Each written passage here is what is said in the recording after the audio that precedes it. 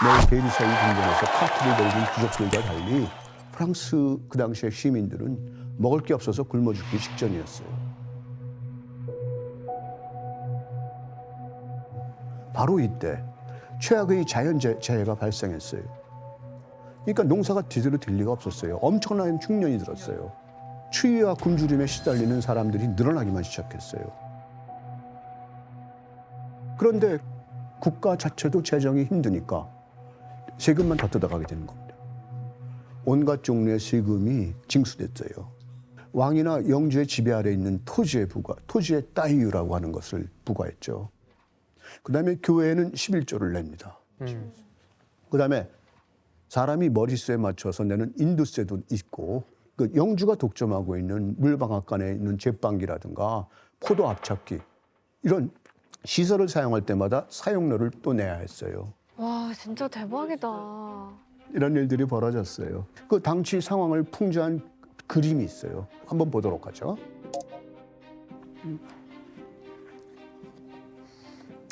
자, 이거 잘 알려져 있는 그림이죠. 엄청 유명해요. 파비앙은 잘 알고 있을 것 같아요. 엄청 자주 봤어요. 교과서에도 실려 있었어요. 교과서, 사회 교과서. 자, 이게 뭐예요? 여기 보라색 옷을 입고 가슴에 십자가가 걸려 있죠. 성직자.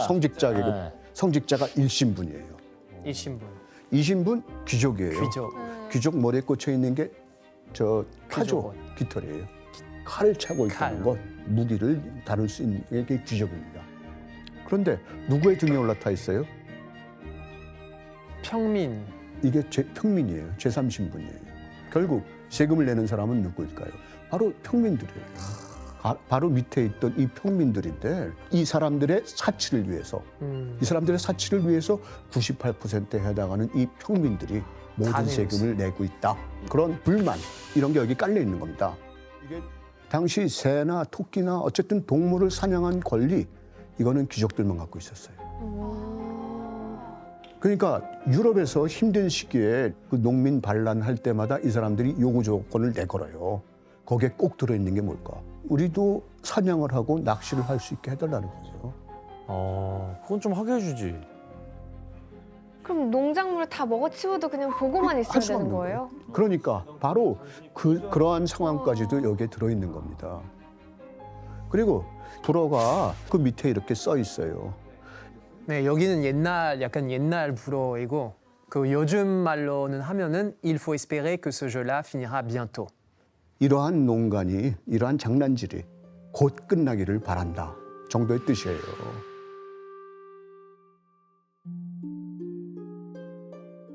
그러니까 시민들의 어떤 그 간절한 어떤 바람, 이런 상황이 개선돼야 한다, 극복돼야 한다. 이런 바람이 여기 그 그림에 들어있는 거겠죠. 시민들은 그렇게 간절하게 바라고 있는데 거기에도 불구하고 이제 또 다른 어떤 상황을 악화시키는 일이 생겨납니다. 국고를 탕진하고 프랑스 국민들의 마음의 문을 닫게 하는 최악의 결정을 하게 됩니다.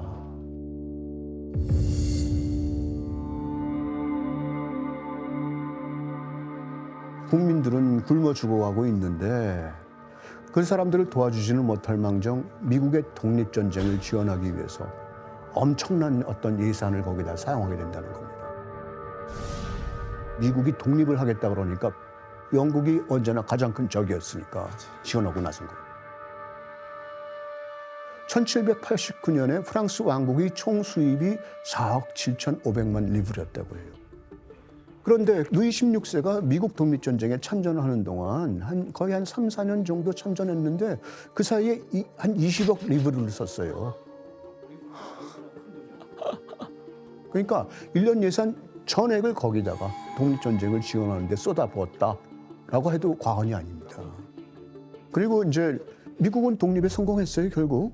영국부터 독립했는데 미국이 독립한 뒤에도 교역을 했던 나라는 영국이었어요. 뭐야? 황당해. 프랑스는 전쟁이 끝난 다음에도 도움을 하나도 못 받아요. 프랑스는 오히려 빚만 늘어났어요. 야, 그럼 그 돈도 어차피 다 서민들 세금이니까. 결국은 그런 거죠. 그러니까 화가 날 수밖에 없죠. 아 근데 그러면 그거를 루이 16세가 본인이 그냥 그렇게 하자고 정한 거예요? 거기에도 그러니까 마리 앙뚜아네트가 크게 작용을 했어요. 결정을 하도록 부추긴 그런 게 있어서 그것이 이제 마리 앙뚜아네트가 스스로 비난을 자초한 그런 부분인 거죠. 아이고. 바보였네. 그러니까 독립전쟁까지 지원되고 그래서 힘들었는데 왕실 재정이 이제 거의 파탄난 상황이었죠. 그런 재정 위기를 타파하기 위해서 어떤 역사 속에서 선례를 이끌어내요. 어떤 엄청난 결심을 하는데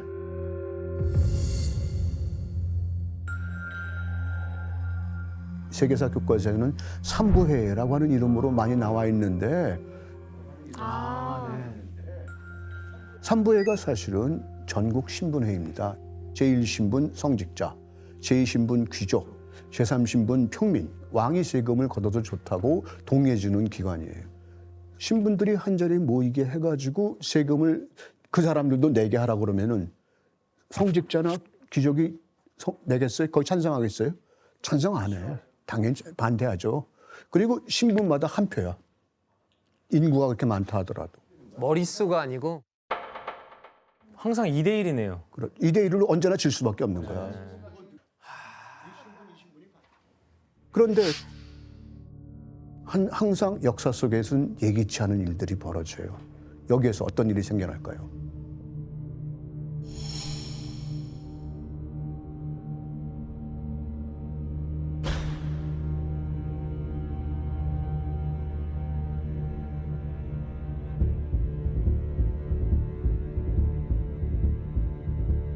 이걸 요구했던 거예요. 그런데도 그 당시에 루이 16세 스스로가 거기에 반대를 해요. 감히 너희 평민 따위가 내 말을 거역해 이런 방식으로 대응한 겁니다. 그래가지고 이제 평민들이 국민의회라고 하는 것을 만들죠. 말하자면은 자신들이 주도하는 어떤 그 프랑스를 만들려고 한 거죠. 루이 16세는 거기에서 위협을 느낍니다.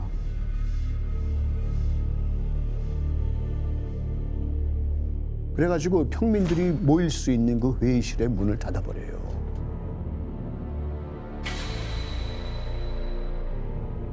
그랬더니 어떻게 돼요? 그 평민들이 근처에 있는 테니스 코트로 가는 겁니다. 그게 우리가 잘 알고 있는 테니스 코트의 선언이라고 말하는 겁니다.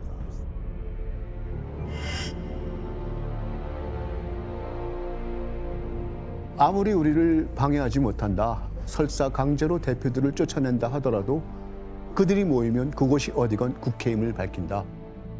필요하다면 어디서라도 모일 것이다. 이것이 그 유명한 테니스 코트의 선언입니다. 그래가지고 이제 루이 16세의 관점으로 이것이 왕의 권위에 대한 도전이라고 생각했던 거예요. 군대를 불러들였어요. 루이 16세는. 그래가지고 국민들이 모여가지고 만든 의회를 인정하지 않겠다 이런 거였죠. 그런데 이 루이 16세의 의도와는 다르게 상황이 흘러가기 시작합니다.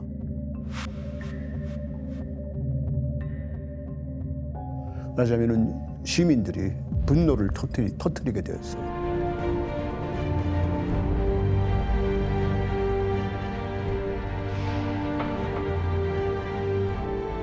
파리 중심지에 우뚝 서 있는 바스티유 감옥의 성탑. 이것은 봉건제도의 상징으로 보였어요. 바스티유는 파리 동쪽에 있던 원래는 요새였어요. 요새였는데 루이 13세 이후에 계몽사상가라든가 어떤 정치범 이 사람들을 가두는 감옥으로 사용했었어요. 그러니까 이거는 시민들이 보기엔 뭐예요? 타파해야 할 대상이죠. 그리고 이 감옥을 습격했던 또 다른 이유가 있는데 이 감옥에 가면은 무기를 얻을 수 있다 이런 겁니다. 무기군이 있습니다. 무기가 있었어요. 화기랑. 그것이 1789년 7월 14일입니다. 그래갖고 7월 14일이 프랑스 혁명의 시작을 알린 그런 날이라고 보통 지금도 기념을 하고 있는 겁니다.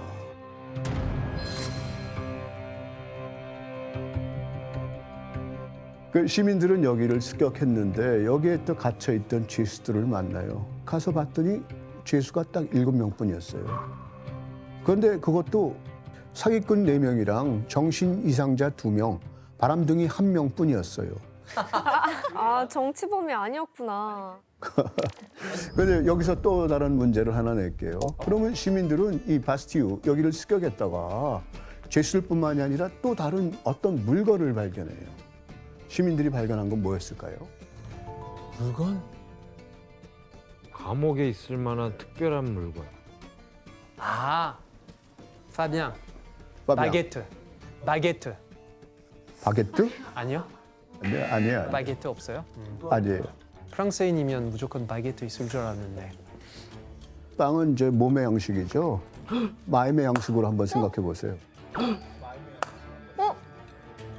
정답. 예. 뭔가 책 같은 거 아니었을까요? 책 중에서 어떤 책이었을까요?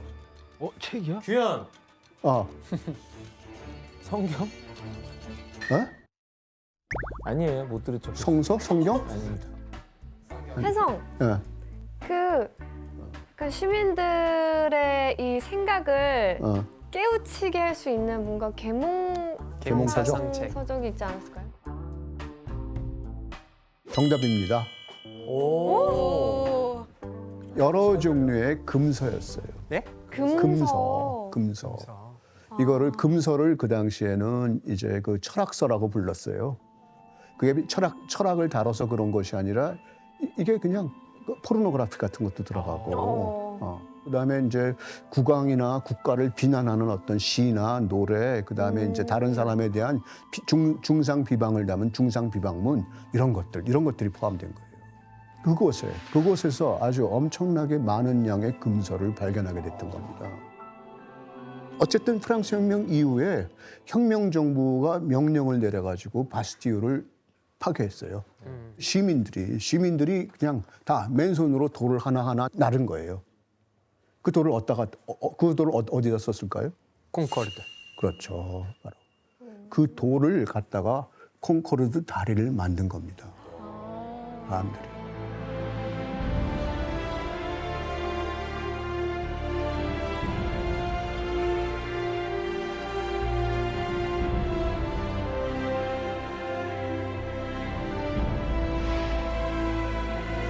루이 16세와 마리 앙뚜아네트는 권력도 잃고 거의 이제 갇혀 지내다시피 했어요. 그러니까 소심했던 왕도 그렇고 그 가족은 이거는 이러다가 죽는 거 아닌가 하는 그런 위협까지 느끼게 돼요. 그러다가 이제 마리 앙뚜아네트가 한 가지 생각을 해냈어요. 바로 위협을 느끼는 파리를 탈출하자는 거예요. 맞아.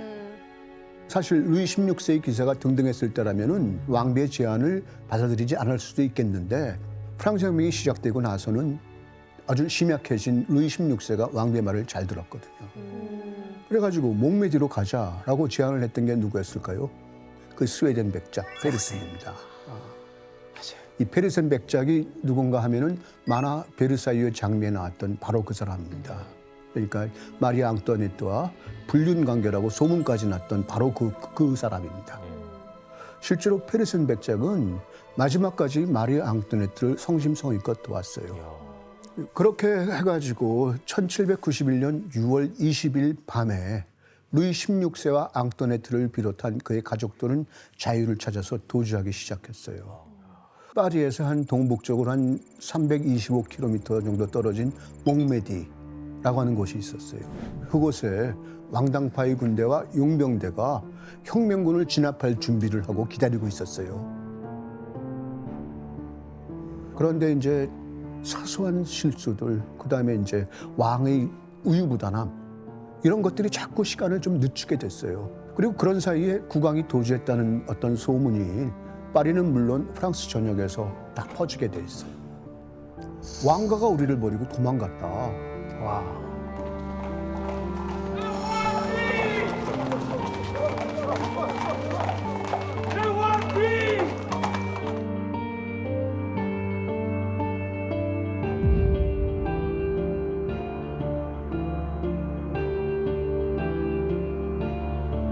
그런데 이제 어떤 마을에 수상한 마차를 탄 수상한 사람들이 나타났어요. 바로 루이 16세와 마리 앙뚜아네트 그리고 가족들이에요. 마차 밖에 다가온 호위대원이랑 인사를 하려고 루이 16세가 창밖으로 머리를 내밀었어요. 그런데 그 호위대원이 마차 안에 있는 사람한테 너무도 공손하게 인사를 하더라. 그걸 눈여겨본 사람이 우체국장이에요. 그 마을에. 우체국장이 그 얼굴을 봤더니 프랑스의 그 지폐, 아시냐 지폐, 거기에 그 왕의 사진이 올라와 있어요. 그걸 봤던 거예요. 그걸 한번 그 사진을 한번 집에 볼까요? 있는 얼굴이랑 똑같아서. 너무 잘 그렸나 보다. 얼마나 잘 그렸길래.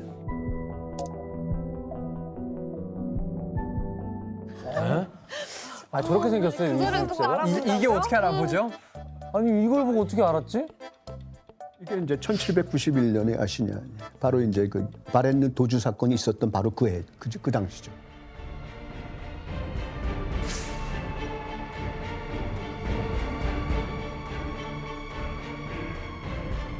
그래가지고 이제 결국 국민의회에서 이제 연락을 받고 사람들을 보내가지고 이 왕과 왕비 그리고 가족들을 체포해서 다시 파리로 데려옵니다.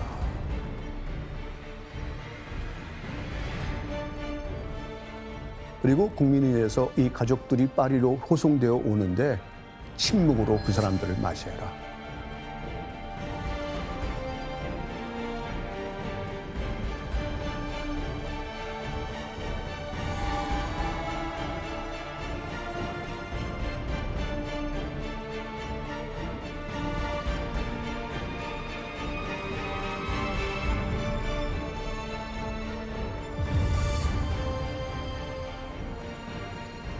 그런데 이제 바로 이런 상황 속에서 루이 16세에게 반역죄를 물어야 한다고 했지만 사실은 마땅한 죄명이 없었어요.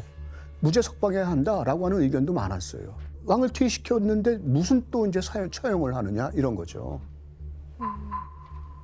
바로 이때 이런 상황 속에서 루이가 죽어야 프랑스가 삽니다.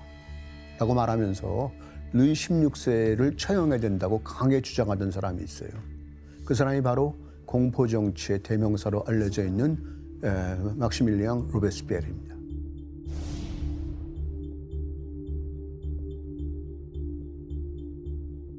루이 16세를 재판하는 것, 그것은 혁명 자체를 비난하는 겁니다.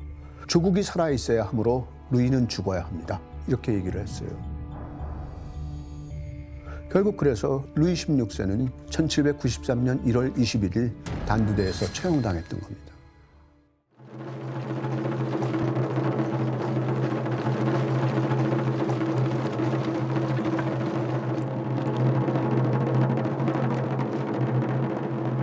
Je meurs innocent.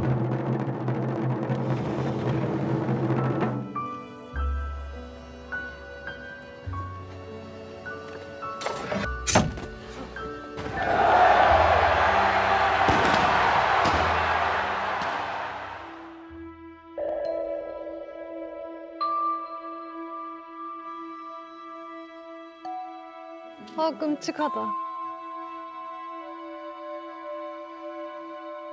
나의 개인적인 생각에서는 프랑스 혁명에서 이것이 가장 중요한 사건이었다고 나는 봐요. 그 당시에 유럽의 모든 나라가 왕국이에요. 왕국인데 그 왕국의 왕들은 어떻게 생각했겠어요? 우리도 그렇게 될 수 있겠다. 이제 무섭겠죠. 유럽의 모든 나라가 그냥 엄청나게 충격을 받았죠. 이 모든 나라가 프랑스에 대해서 등을 돌린 거예요. 모든 나라가 프랑스에 대해서 전쟁을 벌인 거예요. 지금까지도 이제 영국의 왕실에서는 프랑스 혁명을 축하하는 자리에 그 사절단을 안 보내요. 왜? 왕가 입장에서 왕을 죽인 놈들이라는 거예요.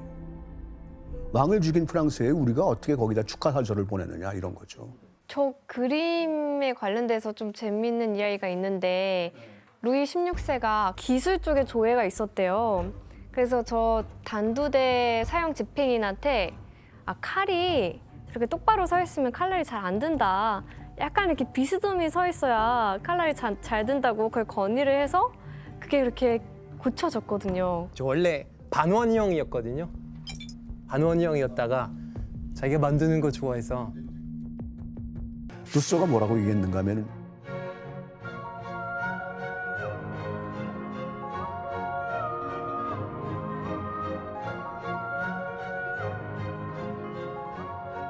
고백록 유권이 나왔을 때 마르 앙토네트는 사실 그 당시에 9살 여자에 불과했어요.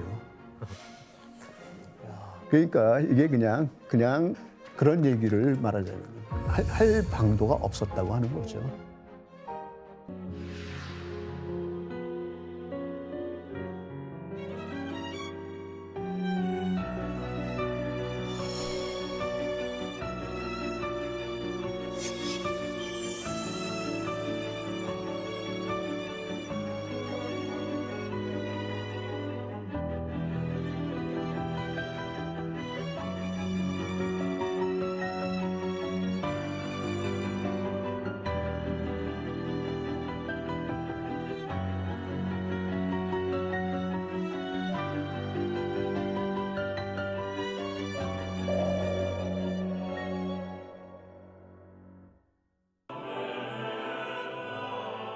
이 그림은 여왕의 대관식 예복을 입은 모습입니다.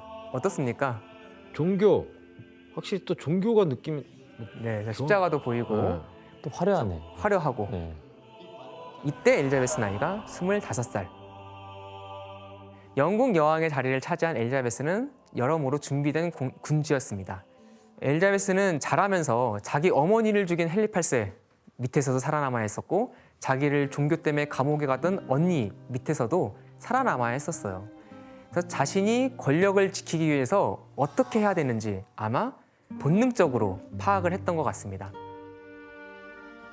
어린 시절 엘리자베스는 정말 영특한 아이였다고 합니다. 13살 무렵에 라틴어, 프랑스어로 책을 번역할 정도로 언어에 탁월한 감각을 가졌고 와. 실제로 6개 정도 외국어를 구사했는데 외국 대사를 만났을 경우 대부분 그 나라 언어로 이렇게 대화를 하면서 그 자리를 이끌었다고 합니다. 멋지네요. 뭐. 통역가가 필요 없네요. 엘리자베스는 그래서 스트레스 푸는 법도 남달랐다고 합니다. 스트레스를 받으며 외국어 책을 많이 번역을 했다고 그래요. 와, 번역을. 사실 청소년기부터 이제 60대에도 엘리자베스는 정말 왕성한 번역가였습니다. 보에티우스라는 고대 로마 철학자의 철학의 위안이라는 작품을 60대에 번역을 하기도 하죠. 그러면서 내 성별이 내 특권을 약화시키지 못한다라고 말을 하면서 자신의 성별을 뛰어넘고자 하는 의지를 보였죠. 엘리자베스가 왕이 된 후 넘어야 할 산이 여왕이라는 성별 하나였을까요? 엘리자베스가 왕위와 함께 물려받은 건 종교 갈등과 불안한 경제로 혼란한 영국이었습니다. 엘리자베스가 사실 해결해야 될 문제가 한두 개가 아니었던 거죠. 한 신하는 엘리자베스 즉위 당시를 이렇게 회상했다고 합니다. 국고는 고갈되었고 빚에 허덕였다. 백성들은 여러 가지 종교적 견해로 인해 혼란을 겪고 있었다. 게다가 여왕에게는 힘센 친구도 거의 없었고 동맹을 도모할 만한 군주도 없었다. 힘들었네. 상황이 안 좋았네. 하지만 엘리자베스는 여러모로 준비된 군주였습니다. 엘리자베스는 왕이 되고 국민들이 가장 힘들어하는 그 분야의 문제들을 하나하나 해결하려고 노력하고 있었습니다.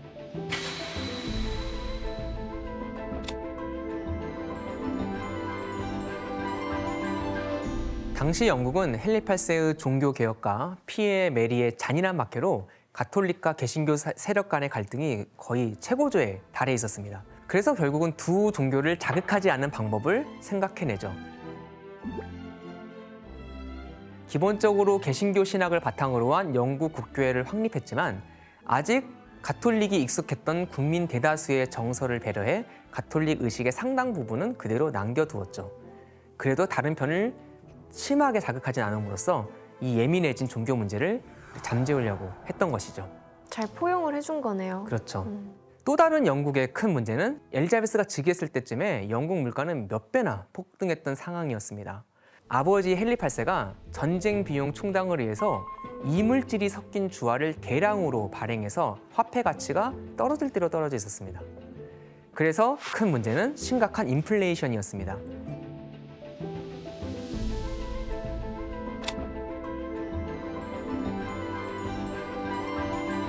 엘리자베스가 이물질이 섞인 화폐를 가져오면 실제 가치에 해당되는 새 화폐로 교환해주는 정책을 피게 됩니다. 그 결과 70만 파운드 이런 액수의 돈을 아카를 회수할 수가 있었습니다. 사실 인플레이션을 낮추는 더 좋은 방법이 있어요. 뭐냐면 더 물건을 많이 만들어내면 됩니다. 그래서 엘리자베스는 끊임없이 국내 생산을 증가시키기 위해서 애를 썼습니다.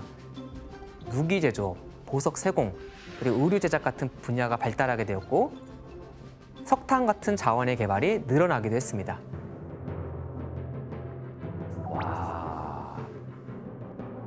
하지만 엘리자베스가 해결해야 될 가장 큰 문제는 여전히 남아 있었습니다. 그러니까 왕으로 즉위한 지 몇 달도 지나지 않았는데 이 일 때문에 영국 국회가 특별히 청원까지 합니다.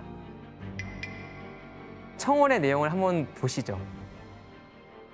여왕이 자신과 이 나라를 위해 하루빨리 부군을 얻어 남자에게나 어울리는 이 노고에서 벗어나야 한다. 당시 사람들이 여자 여왕을 바라보는 시각을 알 수 있겠죠. 그렇다면 이에 대해서 엘리자베스는 뭐라고 대답을 했을까요?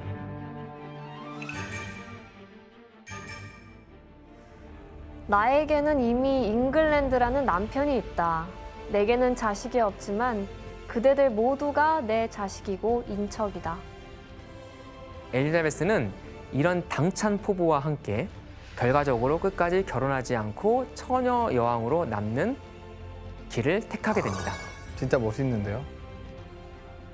사실 엘리자베스는 그 처녀 여왕 이미지를 통치를 강화하는 정치적인 수단으로 사용한 면도 있습니다.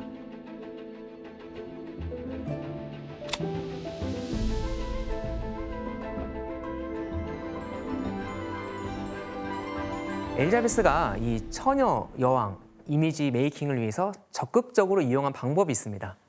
바로 초상화, 그림이었죠. 그럼 엘리자베스 초상화들을 한번 볼까요? 이 그림이 이제 불사조 초상화라는 건데요. 이 펜던트 속에 이 불사조가 있습니다.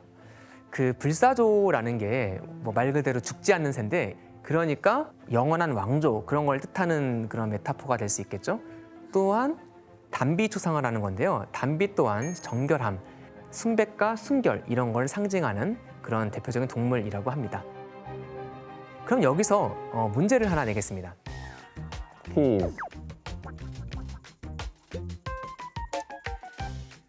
이 작품에서 엘리자베스가 손에 들고 있는 것과 그것이 의미하는 바는 무엇일까?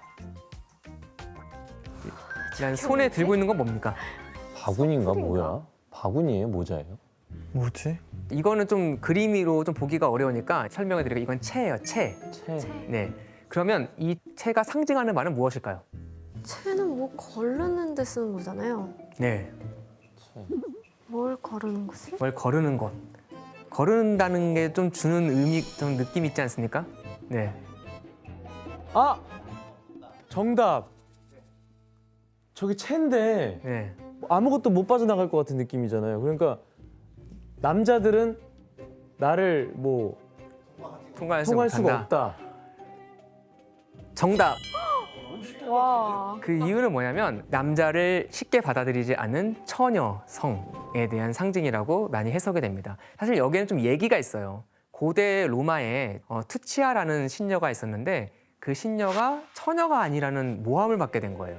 가서 테베강에서 저 채에다가 물을 담아가지고 갖고 왔는데 한 방울도 흘리지 않고 베스타 신전까지 갖고 왔대요. 그래서 그 뒤로부터 저 채는 처녀가 가진 신비로운 능력을 상징하는 그런 메타포를 가지게 된 거죠. 그리고 이제 또 다른 의미도 있는데 군주의 분별력과 지혜를 상징합니다. 그런 점에서 엘리자베스에겐 꼭 필요한 상징물이라고 볼 수도 있겠죠. 다 의미를 뒀네요. 본인이 그 이미지를 잘 이용을 한 거네요. 하지만 유럽 최고의 신부인 여왕을 남자들이 가만히 둘 리가 없겠죠. 엘리자베스가 자기는 처녀로 살겠다는 말도 공공연하게 하지만 내노라 하는 남자들이 여왕에게 구원을 하고 나섰습니다. 스페인의 왕, 신성노마 제국의 대공들, 스웨덴 국왕, 오스트리아의 대공, 그리고 이반 뇌제라고 러시아의 짜르까지 듣기만 해도 쟁쟁하죠. 하지만 엘리자베스는 결혼을 조건으로 외교를 진행하면서 영국을 보호하는 외교적 수단으로 이 결혼 문제를 사용했던 거죠. 그래서 엘리자베스가 즉위한 뒤 이 수많은 경쟁자 중에서 누가 1번으로 엘리자베스에게 청원했을까요? 펠리페 2세였죠. 맞습니다. 펠리페이스 기억나시죠? 네. 근데 펠리페이스가 원래 누구였습니까? 메리 메리. 남편. 예, 메리 남편, 즉 남편. 자기 형부예요. 그 이 청혼의 엘리자베스는 뭐라고 그랬을까요? 약간 할 듯 말 듯 밀당했을 것 같아요.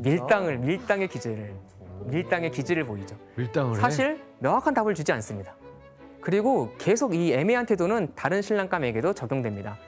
그래서 프랑스랑도 결혼 협상을 하거든요. 프랑스 왕자 2명이랑 10년간 결혼 협상을 질질질 끕니다. 와, 10년간. 프랑스와 10년을 이 문제를 끌었는데 동맹 가능성을 내비치면서 협상을 했는데 이것은 스페인에게 상당히 외교적인 부담으로 다가오게 됐겠죠. 엘리자베스는 이렇게 자신의 약점을 강점으로 만들고 정치에 이용하여 자신의 입지를 굳혀나갔고 혼란스러웠던 영국을 안정시키려고 노력했습니다. 대단하다. 엘리자베스의 자리를 위협한 평생의 라이벌, 스코틀랜드의 여왕 메리 스튜어트였습니다. 또 메리야? 예, 또 메리예요. 그러니까 메리는 엘리자베스와는 오촌 관계인데요.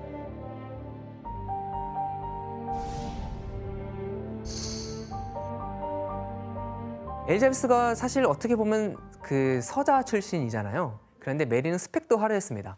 태어난 지 6일 만에 스코틀랜드 여왕이 됐고요. 그리고 17살 때 프랑스로 시집갑니다. 그래서 프랑스의 왕비로 지내다가 자기 남편이었던 프랑스 국왕이 죽어서 다시 스코틀랜드로 돌아와서 스코틀랜드를 통치하게 됩니다. 그러니까 다른 인물인 거죠, 아예. 예, 이름만 같은 아예 거죠? 메리 스튜어트, 성도 달라요. 근데 그 여왕인데 스코틀랜드 있는데 왜 엘리자베스 죽이려고 그래요? 프랑스에 가 있다가 이 메리가 스코틀랜드로 돌아와 보니까 그 사이에 종교 개혁이 일어나서 스코틀랜드의 그 많은 귀족과 신하들이 다 개신교도가 된 거예요. 그러니까 열렬한 가톨릭 교도인 메리 스튜어트는 환영받지 못했습니다. 결국은 어디로 도망치냐면 아까 말했잖아요. 오촌 관계였다고 그랬잖아요. 엘리자베스가 있는 잉글랜드, 영국으로 도망을 오게 됩니다. 하지만 이때부터 메리는 뜻하지 않게 영국 내 가톨릭 세력들의 중심이 됩니다.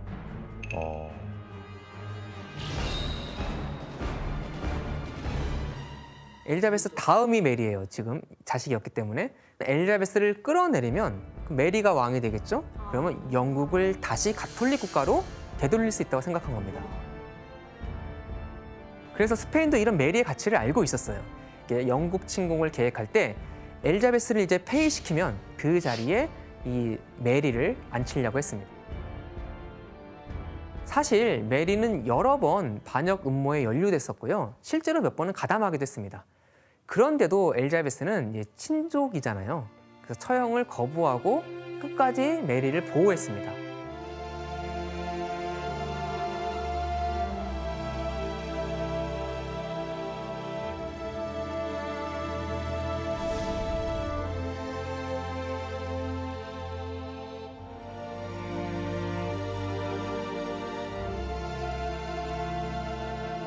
결국 메리는 처형을 당하게 되는데 그 처형 장면을 한번 볼까요? 야, 그냥 단두대도 아니네. 저 때는 기본적으로 이게 도끼로 내려쳐서 자르는 그런 식으로 처형을 했고요. 사실 많은 경우 그 한 번에 잘 안 잘렸대요. 아유. 특히 이제 메리는 3번에 걸쳐서 목을 자르게 됩니다. 그러게 왜 자기 자리에 만족을 가만히 못하고. 있어야지. 그러게요. 참 역사를 공부하면 사람들이 결국 한 발자국 더 나가서 이렇게 화를 당하는 경우가 많은 것 같아요. 진짜 많은 것 같아요. 가톨릭 순교자가 된 메리의 처형을 보고 당연히 유럽 대륙에 있는 많은 가톨릭 교도들이 분노했겠죠. 네. 그리고 교황도 공개적으로 메리를 추모했습니다. 이 기회를 이용해 스페인 왕 펠리페 2세는 메리의 죽음을 명분으로 영국과의 전면전을 준비하게 되죠. 이제 1588년 5월에 이제 스페인의 무적 함대는 결국 리스본 항해를 떠났고 영국 해안가의 모습을 드러낸 겁니다.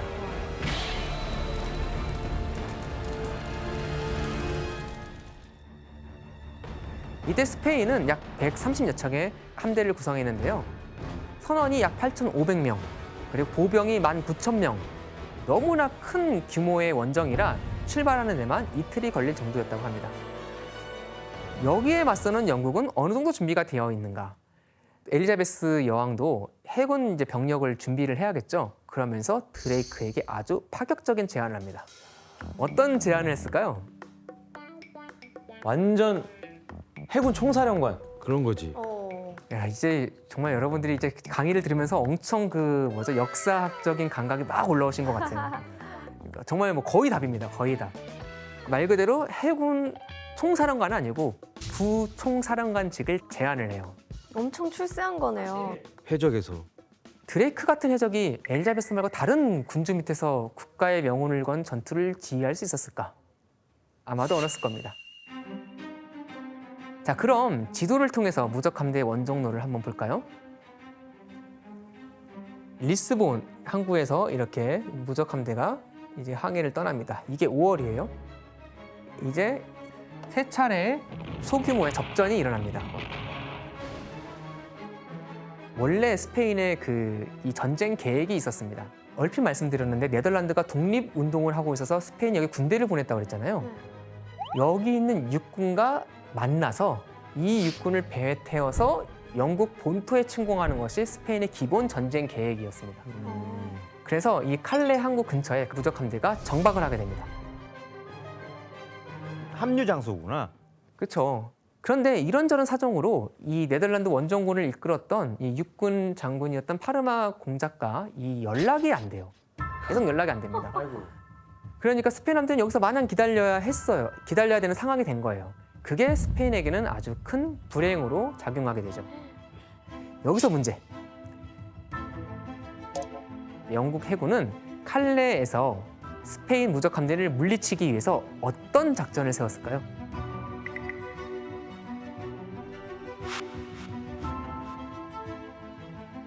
그걸 알면 지금 장군을 하고 있죠. 아니 뭐 너무 지형을 보면 되잖아요. 지형. 저희가 좀 뭐 거리는 모르겠지만 이 좁잖아요. 골목길이잖아 어떻게 보면. 네네네. 앞뒤 딱 막아놓으면 뭐 갇히는 거잖아요. 그런 작전도 생각해 보지 않았을까 추측을 하지만 아쉽게도 기록은 없습니다. 모르겠지. 오답. 두 분은 아시지 않나요? 그럼 몇 배 퍼내서 그럼 약간 도망가는 척하고 그 스페인 배 일종의 유인 작전. 이것도 우리가 생각해 볼 수 있죠. 그렇지만 오답. 사실 여러분들이 이거를 알아요. 왜냐하면 삼국지에 비슷한 전략이 나와요. 적벽대전이 힌트입니다. 정답. 정답. 왜 이렇게 놀라시죠? 적박대전이면은 배에다가 불 붙여가지고 가서 그냥 전체적으로 다 불 붙게 만드는 그거잖아. 정답입니다. 와.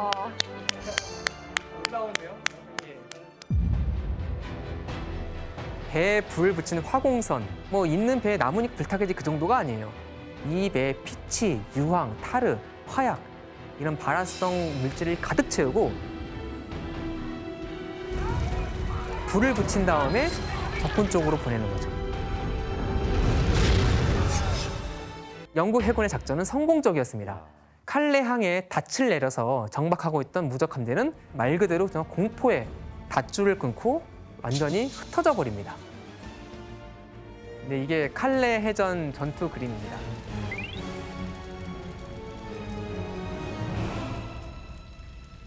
이제 화공선의 위력을 이것만 봐도 우리가 여실히 느낄 수가 있겠죠? 아수라장이네. 무적 함대 치고 너무 허술한데요. 아니 이게 가능성은 있었는데요. 이게 화공이 막상 쉽지는 않아요. 왜냐하면 바람이 좀 맞아줘야 돼요. 배에 불 붙여서 보낸데 바람이 우리 쪽으로 불면 큰일 나잖아요. 이때 사실 영국에 딱 맞는 바람이 불었어요. 이걸 그래서 영국 측은 개신교의 바람, 프로테스탄트의 바람이다 그런 말을 합니다. 신이 도와줬다 그런 말이죠. 그래서 우리 교과서에서 배울 때는 날씨 때문에 졌다고 기록되어 있습니다. 저게 핑계가 아니라 스페인은 정말 내내 날씨 때문에 고생을 해요. 네, 이때도 이제 날씨가 안 좋았죠. 혼돈의 밤이 지나고 8월 8일 날이 밝자 스페인 함대는 칼레 근처 그라블린 앞바다에서 겨우 재집결을 하고 대열을 정비합니다. 이때 영국 해군의 선봉에 선 드레이크가 나타나죠. 이때 드레이크는 의미심장한 이름의 배를 타고 나타났는데 그 배의 이름이 무엇이었을까? 의미심장한. 배마다 이름이 있잖아요. 드레이크가 타고 온 배의 이름은 리벤지, 복수호였습니다. 그래서 예전에 멕시코 섬에서 네, 그때 멕시코 항구에. 털리고 진짜 복수를 다짐하면서 여기까지 네. 온 거 아니에요? 그쵸. 기억할 수 있을까 그 사람들이? 물론 뭐 영국의 적이 이제 뭐 스페인이니까 자연스러운 전투이기도 하겠지만 개인적인 그런 원한도 담았겠죠. 그런데 여기에 스페인군에게 또 다른 악재가 덮쳤어요. 무적 함대가 많이 쓰는 전술이 있어요. 바로 이제 초생달 대형을 만드는 건데요. 적의 함대가 가까이 오면 이렇게 둥그렇게 에워싸서 거리를 좁히고 그 다음에 갈고리를 던져서 상대편 배를 끌어당깁니다. 그 다음에 수많은 보병이 적함에 건너가서 싸우는 거죠.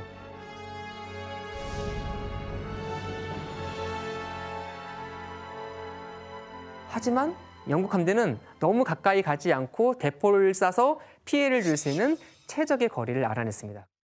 그래서 이 최적 거리를 유지하면서 대포를 퍼붓습니다. 드레이크는 그때의 복수를 드디어 제대로 할 이 시간이 온 거죠. 운명을 건 영국과 스페인의 대결. 전투는 약 8시간 정도 계속됐다고 하는데 영국군은 대포 탄약이 바닥날 때까지 발포를 멈추지 않았습니다. 정말 이게 운명을 가르는 전투가 될 거라는 걸 알았던 거죠. 전투 결과 아르마다의 초승달 대형은 무너졌고 그 과정에서 3척에서 5척 정도의 스페인 함선이 완파당했고 그리고 다수의 배가 심각한 타격을 입고 파손이 됩니다. 그럼 이때 엘리자베스는 어디에 있었을까? 포츠머스 있지 않았을까? 네, 이제 영국도 사실 영국 섬에서 가만히 육지에서 놀고 있는 건 아니잖아요. 스페인의 상륙을 대비해 템즈강 하구 틸버리라는 지역에 민병대가 집결해 있었는데 여기에 갑옷을 입고 나타나 아주 유명한 연설을 했다고 전해집니다. My loving people. 그럼 이때 엘리자베스는 어디에 있었을까? 스페인의 상륙을 대비해 템즈강 하구 틸버리라는 지역에 민병대가 집결해 있었는데 여기에 갑옷을 입고 나타나 아주 유명한 연설을 했다고 전해집니다. My loving people. I am resolved in the midst and heat of the battle to live or die amongst you all. While we stand together, no invader shall pass. 그대들과 더불어 살거나 죽기 위해, 하나님을 위해, 이 왕국을 위해, 내 백성을 위해 진흙 속에 내 생명을 던지기로 결심했다. 난 연약한 여성의 몸을 지녔지만 군주의, 잉글랜드 군주의 용기와 배짱을 가지고 있다. 이게 이제 틸버리 스피치라고 해서 되게 유명한 연설이고요. 통신수단이 발달하지 않았잖아요. 그러니까 이 영국 해군이 지금 이렇게 잘하고 있다는 것을 육지에 있는 사람들은 몰랐어요. 그러니까 정말 불안하고 에스파냐 함대가 영국 섬으로 다가올지 모르는 상황이에요. 그들에게 용기를 북돋는 이런 연설을 했고 영국군은 막 사기가 높아졌겠네요. 사기가 정말 높아졌죠. 혹시 가브리엘 씨는 어떻게 이렇게 스페인에서는 가르치고 배우고 있나요? 운이 많이 달려 있었던 상황이었다. 뭐 그렇게 봤을 때는 스페인은 그렇게 뭐 전략적으로도 참 많이 잘못했는데 일단 잠수를 탄 것도 있고 잠수를 탔을 뿐만이 아니라 바람도 너무 잘 불러줬고 그러니까 제 운명이었다 막 이런 식으로 좀 말하는 것 같아요. 아, 그 연락 안 된 게 진짜 최악이에요. 아 진짜 그 기분이 알죠? 자, 그러면 스페인 무적 함대 격파 후 그려진 엘리자베스 여왕의 초상화를 한번 볼까요? 이거는 비칠리 초상화라고 해서 자, 이 그림 속의 엘리자베스 여왕은 어때 보이세요? 오, 다르네. 위풍당당해요. 뭐 하늘도 나실 것 같은데요. 보세요. 지금 어깨가 지금 막 엄청 한껏 올라와 있죠? 기본적으로 여기 지금 지구 위에 서 있잖아요. 지구 위에 서 있잖아요. 그런데 발이 어디 위에 있습니까? 스페인이에요? 영국이 서 있죠. 영국. 영국이 서 있죠. 약간 본인이 여신 느낌이 되는 거 아닌가요? 그렇게 영국 지도 위에 앉아 있고 영국에 서서 어떻게 보면 지구를, 세계를 내려다보는 기계, 위상 그런 거를 보여주는 것 같기도 합니다. 절대 이길 수 없을 것 같던 최강의 스페인 제국을 무찌른 영국은 더 이상 유럽 변방의 섬나라가 아니었습니다. 엘자베스는 할아버지였던 국왕 조지 5세의 첫 손주였던 만큼 영국 왕실의 사랑을 듬뿍 받으며 자랐습니다. 그럼 그녀가 태어났을 당시 영국 왕실의 가계도를 한번 살펴보도록 할까요? 네. 조지 5세 다음으로 윈저 왕조의 왕위를 이은 사람은 엘자베스의 큰아버지가 되는 에드워드 8세입니다. 그런데 1936년 12월 에드워드 8세가 왕위에 즉위한 지 8개월 만에 별안간 퇴임 의사를 밝혔습니다. 아이고야. 뭐지?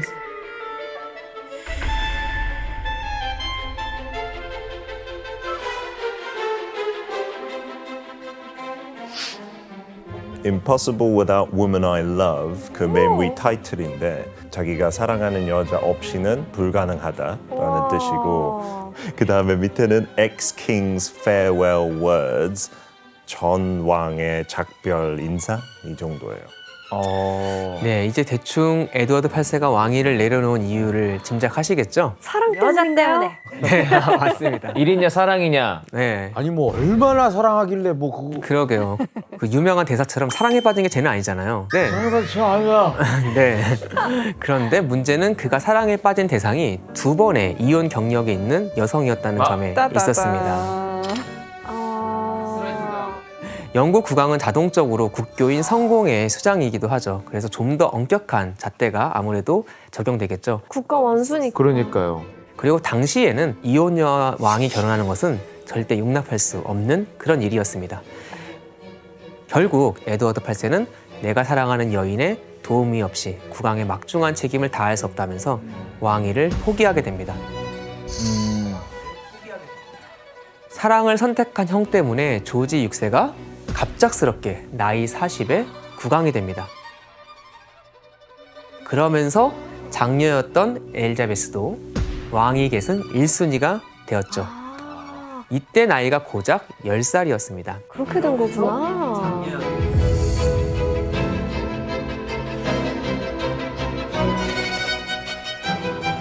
아니 그 엘리자베스도 갑자기 어린 나이에 왕위 계승자가 된 건데 당시 마음이 어땠을까요, 엘리자베스가? 그 자리가 부담이랑 책임을 져야 되는 자리다라는 거, 그 무게감을 알고 있었던 것 같아요. 그 왕관의 무게를. 그러니까요. 그 자기 동생도 마가렛 공주가 너가 왕이 될 거야? 불쌍하다라는 멘트 했다고 하더라고요. 진짜 어린애가 벌써? 네. 비교적 이전까지는 자유로운 삶을 살았던 엘자베스는 이때부터 버킹엄 궁전으로 거처를 옮기고 사실상의 차기 왕위 계승자로서 삶을 살게 된 것입니다.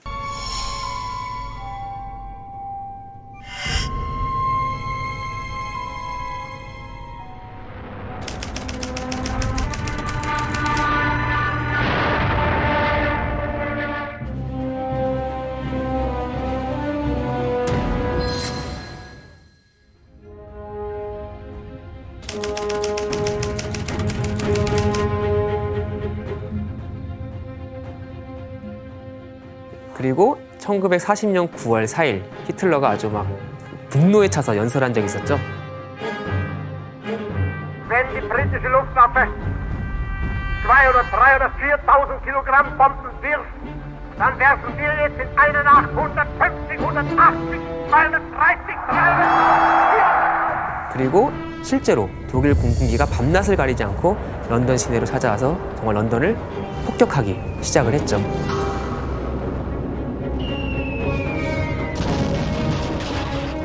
이 당시에 캐나다로 정부를 옮기는 게 어떠냐는 신하들의 의견도 있었습니다. 하지만 조지 6세는 폭격으로 폐허가 된 런던에 남아 국민들의 곁을 지켰습니다. 그때 저희가 배운 런던 대공습 때 왕이 조지 6세였던 네, 거네요. 맞아요. 그러니까 그럼 왕위 계승자인 엘자베스와 동생 마거릿 공주만이라도 캐나다 쪽으로 보내는 게 어떠냐는 의견이 있었지만 이번에는 여왕이자 엘자베스의 어머니인 왕비가 아이들은 내가 없이 안 갈 것이고 나는 남편이 없이는 가지 않을 것이다 국왕은 나라를 떠나지 않을 것이다 라는 말로 거절을 했습니다. 와 이렇게 되면 그게- 아예 에드워드 8세랑 너무 반전되는데. 민심 돌아옵니다. 에드워드 이게 더 8세는 사랑이지. 사랑을 위해 나라를 버렸는데. 근데 여기는 사랑도 지키면서 나라까지 네. 지키잖아. 네. 목숨이 총각에 달려있는 전시 상황에서 왕실의 이런 결심은 사실 대단한 것이었죠. 그쵸. 실제로 이 발언을 하고 얼마 후인 9월 13일만 해도 국왕의 집이었던 버킹엄 궁 안뜰까지 둘군의 공습으로 폭탄이 떨어진 적도 있었습니다. 이때 실제로 국왕 내가 공전이 있었기 때문에 상당히 위험한 상황이었고요. 실제로 직원 1명이 죽고 3명이 다치기도 했습니다. 이런 상황에서 런던을 떠나지 않은 국왕을 보면서 왕실에 대한 국민들의 존경은 정말 높아져 갔죠. 그랬겠네요. 이때 엘리자베스 역시 전쟁으로 고통받는 국민들을 외면하지 않았습니다. 전쟁이 시작될 때 14살의 어린 나이였어요. 하지만 유머와 함께 일주일에 한 번 정도 버스를 타고 시내를 돌아보면서 국민들이 어떻게 이 참상을 극복하는지 그런 것을 알려고 노력을 했고요. 어린 나이. 특히 자기와 같은 청소년들에게 BBC 라디오 방송을 통해 독려 메시지를 보내면서 그들에게 용기를 주려고 노력을 했습니다. 14살의 나이예요? 네. 너무 빨리 처리 들었다. 그쵸. But I am sure that you too are often thinking of the old country. I know you won't forget us. It is just because we are not forgetting you. Good night, children. Good night and good luck to you all.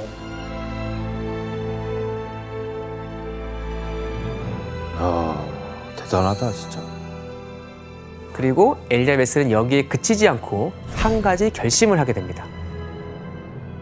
자, 그럼 여기서 문제를 낼게요. 엘리자베스는 제2차 세계대전으로 시름에 잠긴 국민을 격려하기 위해 이것을 선택하는데요. 이것은 무엇이었을까요?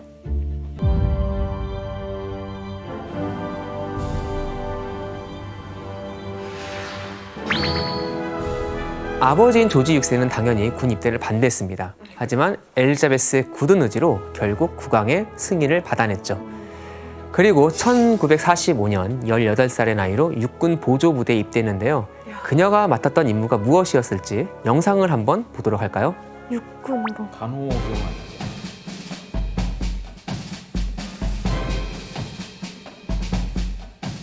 와, 진짜 와, 멋있다. 대통령이랑 잠깐 대통령이랑 동기야? 운전까지 했어요?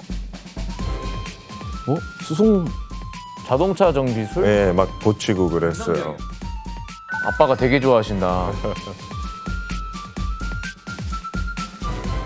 야, 진짜 카리스마 있다. 와. 진짜 너무 멋있어요. 정말 인정합니다. 그렇지 않아요? 맞아요. 아니 근데 피터 씨 그 공주의 군입대가 사실 흔한 경우가 아니잖아요. 네. 이게 사실 어떤 의미인 거예요? 현역으로 입대한 것 여성으로서 왕실에서 최초가 엘리자베스고요. 그러니까요. 네. 또 자기가 입대한 그 ATS라고 하는데 300명 정도가 세상을 떠났어요. 그만큼 그 무대에서. 전사자들 한 300명 이상이었으니까 얼마나 위험했어요. 여왕이 될 사람. 같은 국민으로서 너무 자랑스러울 것 같아요. 네, 맞습니다. 왕위 계승자가 군대에 가서 이렇게 실제로 정말 국민과 같이 싸우는 것 자체가 많은 국민들에게 큰 희망과 용기를 주었을 겁니다. 특히나 엘리자베스는 이 일을 계기로 국민들에게 호감 어린 눈도장을 찍을 수가 있었죠. 그리고 연합군의 승리로 전쟁이 끝나면서 영국의 평화가 찾아오자 많은 사람들은 확실하게 엘리자베스를 차기 군주로 여기게 되었습니다. 하지만 엘리자베스 여왕이 군주가 된 이후 영국의 국제적 위상은 더 이상 이전과 같지 않았습니다. 그리고 위태로운 국제 정세 속에서 1956년 결정적인 사건이 하나 발생을 했죠.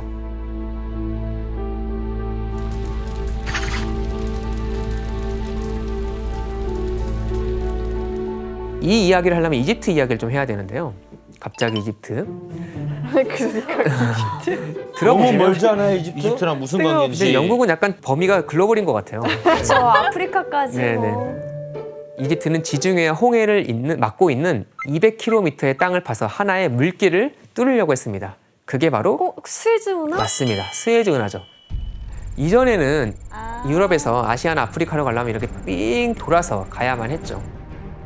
이게 1만 킬로미터 이상 되는 거리입니다. 그런데 이제 스에즈 운하를 뚫게 되면요, 이 거리가 정말 비교가 안 되게 짧아집니다.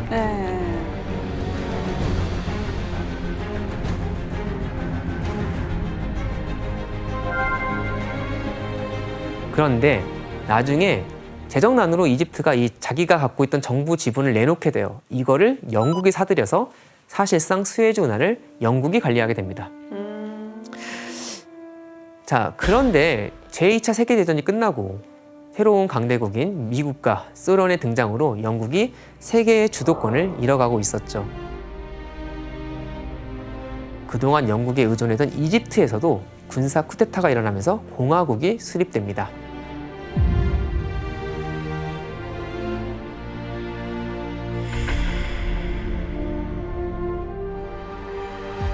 그러면서 이집트는 영국과 프랑스가 3,500만 파운드, 즉 현재 가치로 우리 돈 1조 3,400억 원을 벌어들이면서 정작 이집트에는 100만 파운드밖에 주지 않는다면서 이집트인들의 민족주의를 자극했습니다. 그리고 스에즈 운하를 국유화시켜버렸죠. 근데 그러면 영국 입장에서는요, 스에즈 운하로 엄청 돈을 벌어들이다가 수입이 끊긴 거니까 이거 손해가 엄청났겠는데요? 네, 정말 도저히 묵과할 수 없는 그런 조치죠. 그래서 영국과 프랑스가 한 가지 계략을 생각해냅니다. 당시 이집트와 국경과 또 종교 문제 등으로 여러 가지 갈등을 겪고 있던 이스라엘을 끌어들여서 전쟁을 벌이기로 한 것이죠. 이게 바로 제2차 중동 전쟁입니다.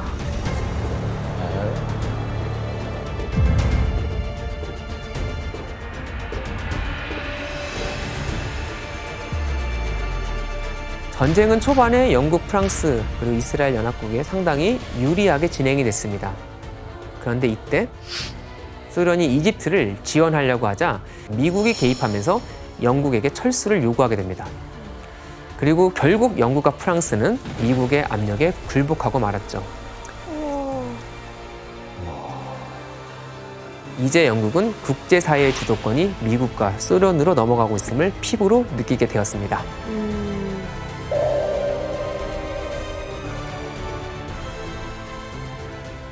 영국이 위기에 빠진 이때 설상가상으로 여왕과 왕실에게 진짜 위기가 찾아오게 됩니다. 그런데 이번에는 이전의 사건과 비할 바가 아니었어요. 왜냐하면 특정 사건이 아니라 시대가 바뀌고 있었기 때문이죠.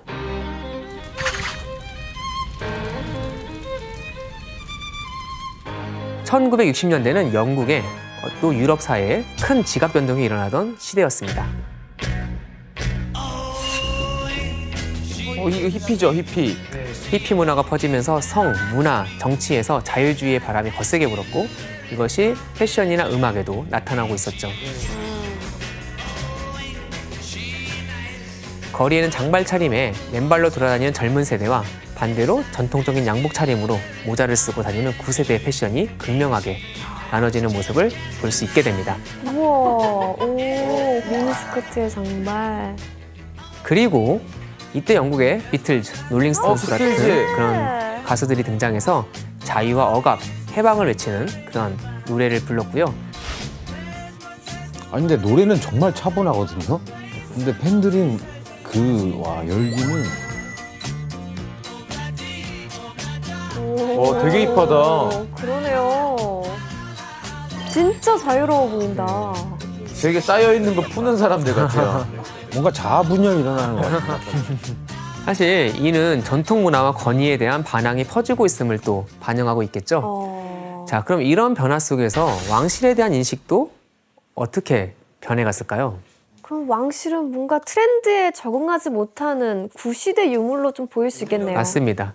전통은 공격받기 마련이고 영국에서 가장 오래된 그런 전통과 권위는 바로 영국 왕실이죠.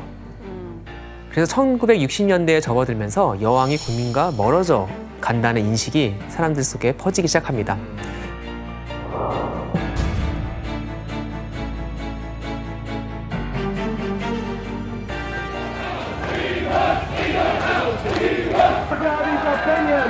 사실 많은 국민들이요, 이제 여왕과 영국 왕실을 상당히 따분하게 느끼기 시작합니다. 그리고 사실 몰라요. 여왕이 도대체 구체적으로 무슨 일을 하는지, 여왕과 그의 가족들을 위해서 이렇게 상당히 많은 정부 예산을 사용하는데 그들이 그만한 값어치가 있는 사람들인지 그런 의문을 던지기 시작했습니다. 아, 의심을 시작하게 되고. 그래서 1966년 11월에 BBC 방송이 왕가를 향한 국민의 인식을 한번 조사를 해봅니다. 궁금하다. 여론조사. 극단적으로는 여왕과 에든베러 공작과 다른 왕족들이 나라 돈을 축내고 있다라면서 왕가를 비판하는 사람도 있었어요. 그러나 여전히 국민의 한 90% 정도는 군주제가 유지되길 원한다는 그런 설문조사 결과가 나왔습니다. 하지만 그중 대다수인 64% 정도는 시대에 따라 왕실의 변화를 요구하고 있었습니다. 자, 이런 상황 속에서 여왕은 왕실이 오랫동안 유지되려면 변화가 필요하다고 생각했습니다. 그리고 파격적인 결정을 하게 되죠. 여기서 문제를 낼게요. 엘자베스 여왕은 왕실의 이미지를 바꾸기 위해서 한 가지 결심을 하는데요. 과연 무엇일까요? 우선 여왕의 업무가 얼마나 과중한 것인가를 알리고 또 가족들의 사생활을 공개함으로써 자기도 한 사람의 아내이자 어머니로서 대중에게 여태까지 한 번도 공개되지 않았던 모습을 보여주기로 결심을 했던 것이죠. 왕실 브이로그. 오, 네. 지금으로 치면 구독. 그래서 BBC 방송이 왕실의 일상생활을 보여주는 다큐멘터리를 제작합니다.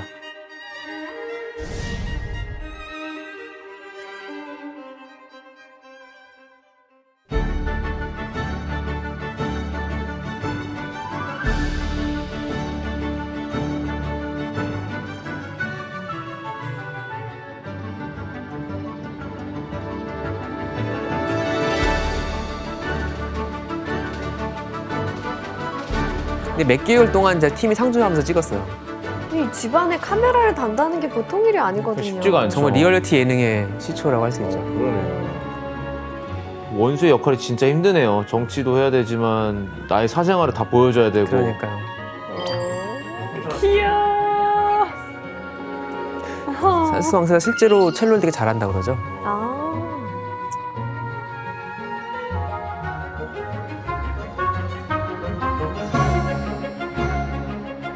근데 진짜 인기 많았을 것 같아요, 저 다큐가. 왜냐면 너무 궁금하잖아요. 도대체 여왕은 어떤 생활을 할지. 지금도 궁금해요. 사실 당시에는요, 왕실이 대중에게 너무 많이 노출돼서 신비감이 사라지는 것에 대한 어떤 방송 전문가들 비판도 있었습니다. 그렇지만 사실 이 다큐멘터리는 영국에서 5번 정도 재방영이 됐고요. 전 세계적으로 130여 개 국가에서 총 4억 명이 시청을 했다고 하죠. 와우. 시청자들은 여왕과 그 가족들이 좀 예상치 못한 소탈함에 매료되었고, 무엇보다 왕실이 시대의 변화를 수용하고 그것을 따라가려 노력한 점은 긍정적인 평가를 받았죠. 버킹엄 브이로그. 네. 이런 호의적인 반응은요, 같은 해 7월 1일 찰스 왕자의 왕세자 책봉식까지 이어졌습니다. 엘자베스 여왕은 찰스 왕세자의 책봉식 모습을 TV로 생중계하면서 미래를 이어갈 차세대 예비군주의 모습을 대대적으로 선전했습니다. 그리고 이 책봉식은 심지어 우리나라에서도 방영이 되었습니다. 한번 그 영상을 볼까요? 궁금하다. 해외 소식. 찰스 왕자사 세로식의 민주주의의 본고장 영국 소식입니다. 보시는 화면은 영국의 찰스 왕자가 카나본 성에서 황태자로 책봉되는 역사적 광경입니다.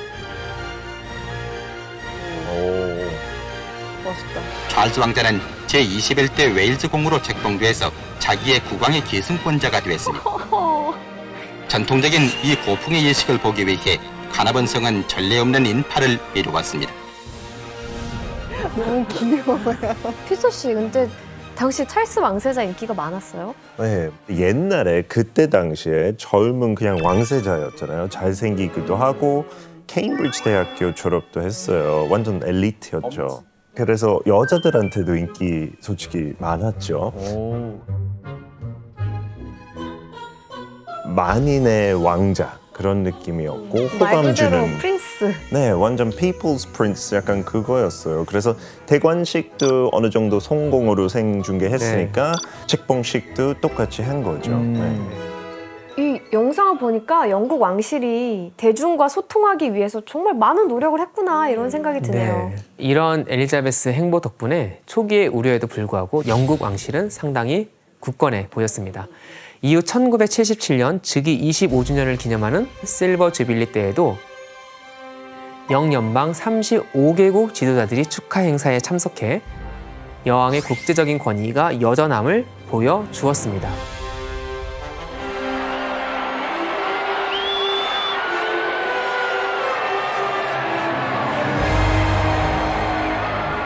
화재가 났구나.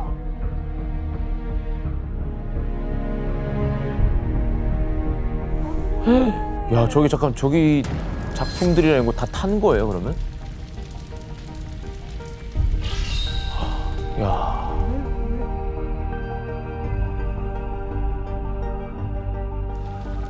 저 당시에는 사실 대처를 하기가 쉽지가 않았겠죠. 마음이 아프다. 또 앤틱이라서 막 다 목재잖아. 아이고. 그래, 미술품 같은 거. 국본데.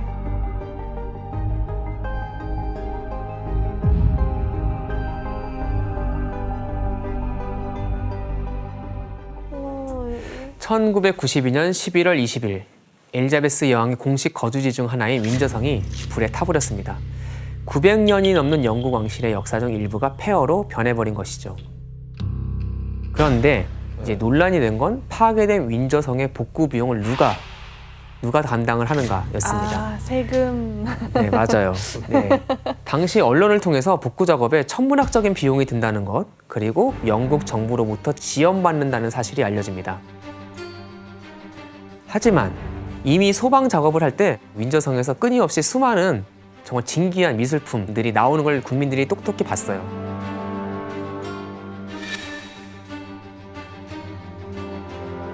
Who do you think should pay for the restoration? Not the public.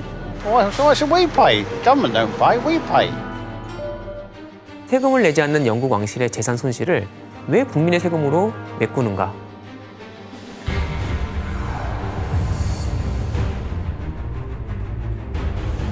그럴 수 있지. 그럼 그 와중에 그 세금으로 국민을 복구한다는 건 너무 힘들 것 같은데 어떻게 해결을 해요? 이거? 그래서 엘리자베스 여왕은 오히려 전공법을 택했습니다. 국민들의 의견을 받아들여서 이제 왕실도 세금을 내겠다고, 즉 면세 특권을 포기하겠다고 선언을 한 겁니다. 쉽지가 않을 텐데. 네. 이제 납세 의무를 지겠다. 네, 그리고 버킹엄 궁전을 개방해서 그 수익금으로 윈저성 복구 비용을 내겠다는 상당히 파격적인 결정을 내렸습니다. 이거 아까 정혁 씨가 얘기한 내용이네요. 그러네요. 관광 상품으로 네. 흔하는. 우리가 생각할 수 있는 거를 여왕은 수용을 했죠. 물론 모두가 찬성한 건 아닙니다. 신성한 왕실의 권위가 바닥에 떨어질 거라고 비판하는 사람들도 있었죠. 하지만 여왕은 뜻을 굽히지 않았습니다. 여왕은 왕실의 전통을 오래 유지하기 위해서는 역설적이게도 전통이 변화해야 한다는 사실을 깨닫고 있었습니다. 대단하다 진짜. 2020년 코로나 팬데믹이 전 세계를 덮쳤고 사망자가 속출하고 런던이 봉쇄되었던 그해 4월, 여왕은 텔레비전 연설을 통해 위로와 격려의 메시지를 보냈습니다.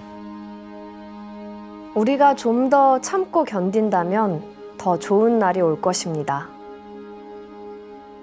우리는 친구들을 다시 만나고 가족들을 다시 볼 것입니다. 우리는 다시 만나게 될 것입니다.